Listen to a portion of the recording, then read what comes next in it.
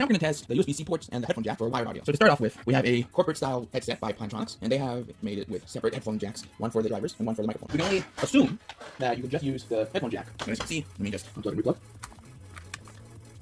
You push in the headphone icon. So these headphone jacks work with the speaker end. Now let's try the microphone end. These count as headphones, but if I navigate, since I connected the microphone jack to it, can't hear anything from the microphone. I try to blow into it.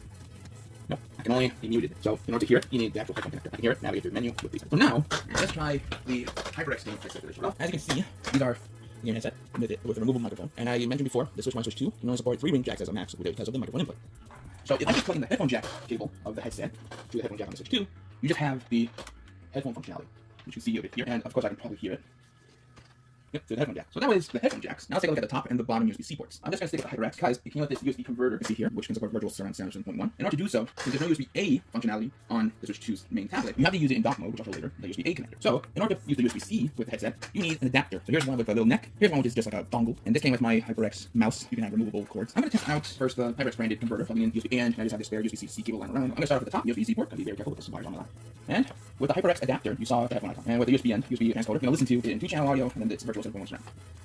Okay, it works for this kind of conversion.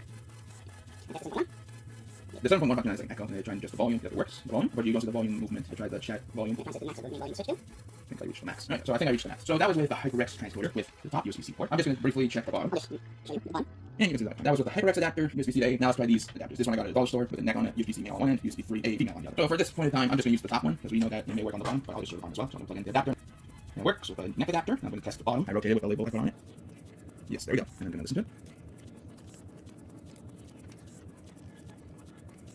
So unfortunately, I can't really hear it, even if I put on surround sound. So I guess it's the fault of this neck adapter, but you know it can work, but you just need to troubleshoot it. And the last USB-C adapter, this is just like a dongle. Plug it in. That's the top port. It works. And I can hear audio. And now the bottom port. And there you go. Basically, all 3 of my USB-C adapters work. I think if I just put it this way, with the label facing back, I'll try and listen to it if I can.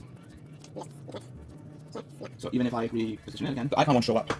But actually, now it does. So it depends on the orientation of this specific adapter. So it does work. You just need to know which orientation to put it in. So that's convenient. I want to say 2 3/4 of my adapters work.